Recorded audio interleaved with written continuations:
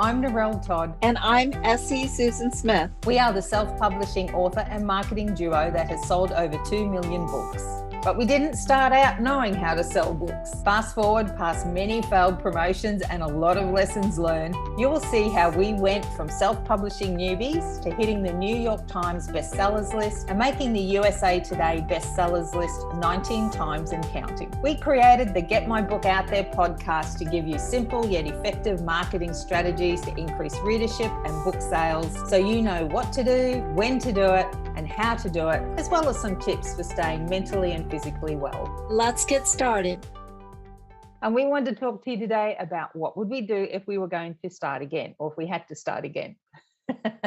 And one of those things did involve running to the hills and not looking back, but that might have just been me though. I think I was more like the hide underneath the covers and barricade the bedroom door.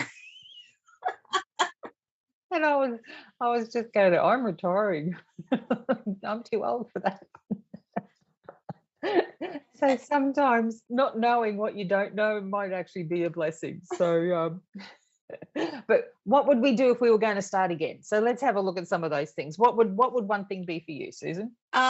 It's really kind of strange because I've gone through several different careers over my lifetime. And so it seems like, I should have that experience of reinventing myself. And one of the things also that I've done is I've realized that everything I've done has seemed to kind of build for this moment so that I could bring all of those experiences and apply them to what I'm doing now. And I don't know exactly what I would do if I were to start over, because writing now has become such an integral part of me. But I always did say that if the day it was no longer fun was the day I was going to quit, because I made that promise to myself. So I would probably have to find another creative outlet, something that doesn't include welcome to Walmart. But that might be a possibility. I might enjoy that. You could make a creative welcome. I'll have the banners. I'll have the costumes. I think it's always an interesting question about, if you look back at, so if we went back 8 years and if you took what we know now and applied it to back then, I'm not necessarily sure there's anything I'd do different. And I'm not trying to be, smarty bum or anything about it, but I think part of it is you need to learn what you need to learn in that moment in time, and it all builds on top of each other. But I also think that things like growing an email list, we did that right from the beginning. And so I would say that to anybody, any business that you're starting, just grow that email list first off. That's the number one thing for me, definitely. Other sorts of things, I think just always, the one big thing I've learned is definitely about mindset and just how valuable mindset is. So I think I can see you definitely as a mindset, consultant going into companies and doing, the TED type talks to different corporations, because you're very, very good at that. I think with me, I would be really good at the marketing and design and innovation, going into companies and taking a look at what they're doing and then saying, okay, this is the restructuring that needs to be done to make you profitable. Yes. Yeah. You're very good at coming up with ideas on how to build extra income into things. And I think that's important. If I were, 40 years younger, I would be back in school and I would be definitely going into, computer animation. That would be my big thing. Yes. Because I love stuff like that, and something to do with artwork, as you can see behind me. But it would definitely be still in that creative field, because that's something that I feel passionate about. But I also feel passionate about teaching it to others and sharing those innovations. So you could do the consulting, and I'll do the innovations. I got an idea. What? I could be the innovative consultant for you while you're spreading the word. Sounds good to me. One of the things that I've always, even as a kid, I remember it was always about a love of seeing the lights come on for people. and you're explaining a concept or some sort of thing to somebody, and they might be kind of really down in the dumps, or it's just not working and they're frustrated, and it's all those sorts of things, or they at the point of giving up and what have you, and you just explain one little thing, or you find what that piece is that missing, and you just watch their whole face light up, and their eyes, it's almost like their eyes just go ding, and I just love that feeling. Always have loved that feeling.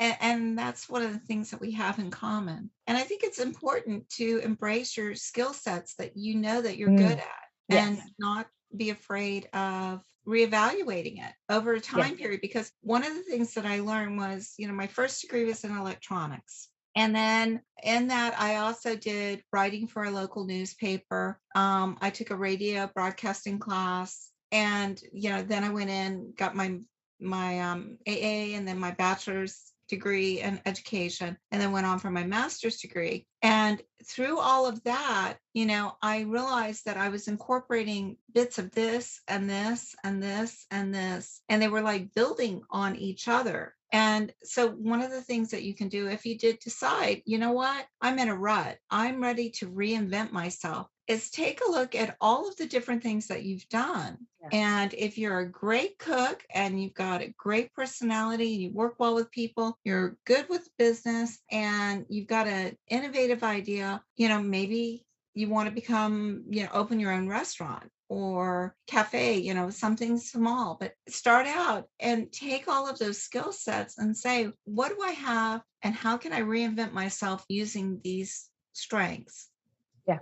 Yeah. I think one of the things that I noticed, I was talking with an author, and sales weren't going so well. She was writing fictional, writes fiction. Sales aren't going well, and one of the suggestions I made was, well, what about writing in a different way? So and the suggestion for her was to try copywriting. It's writing, and she just her prose is beautiful. It's just, and I could just see her as a copywriter. And I think that's also important to remember, that you may come into, so say, you're an author, you're writing books, you may actually find that is a pathway into something else, or it's something that you do in conjunction with something else that's also writing related. And that, to me, that's where the mindset comes in, of being open to opportunity and being open to going, well, this is what I thought I wanted, but my path is actually taking me over here, and it's okay, to maybe have a look at something different, or to have a combination of things. Nothing is set in concrete, or nothing is set in stone. So to be able to explore other things without feeling of judgment on yourself. It doesn't matter what other people say. I think it's always about what we say to ourselves. That's, and we're our harshest critic, definitely. So those conversations, that we have with ourselves around the things that we do. So for me, it would be, definitely mindset. For me, I see in the work that I do with the Get My Book Out There clients, when I do the mindset is when I actually see the biggest shifts in their writing careers.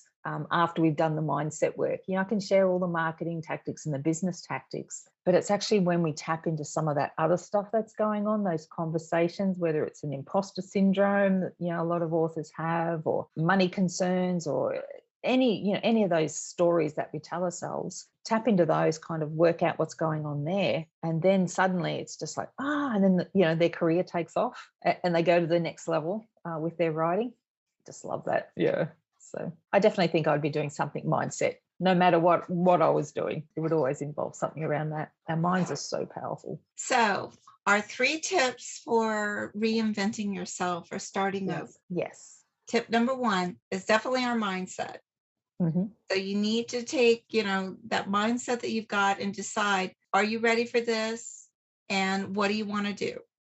Tip number 2, the one I would suggest, is understanding your skill set and going back and look at everything that you've done in your past and saying, how can I build something new using these skill sets? And then tip number 3 is, again, we've talked over and over and over about this one, is don't beat yourself up. maybe it takes you in a slightly different career path than you were expecting, but don't be afraid of it. Embrace it. And, look at how well you've done everything else. And now it's time to just put on a new dress or move to a different seat on the bus, or maybe even a new bus. All of those things are possible. That's the beauty about it all. Yeah. It is. It is. Yeah. Especially in today's day and age. I know. I remember my folks were like, oh, get a job and then you stay in that job for life. Yeah. I've had so many jobs. I would be going like, ah. Well, I did stay in one for 15 years, but that's because I loved it. But yeah, I've done heaps of different things as well. And particularly, and for people obviously younger than myself, moving all the time with jobs. So yeah, I think it's good to just look at what your skill set is and go, okay, well, what's next? What else can I try my hand at? It's kind of exciting, kind of scary, but also kind of exciting. Yeah. If you're ready to start over, if you're ready to reinvent yourself, don't be afraid. We've all done it, and we've done it multiple times. Just get out there, do it, and love every minute of it. Yeah. The other thing I should say, the faster you fail and get back up and go again, the quicker and easier it is that you get to where you actually do want, where you're meant to be. Yeah. That's a great Keep that one in mind too. Okay. Well, thanks everyone. See ya. Thank you, everyone. Hey, thanks for joining us today. We've got way more information we want to share with you to increase your book sales. So please come and join me at facebook.com. Get my book out there.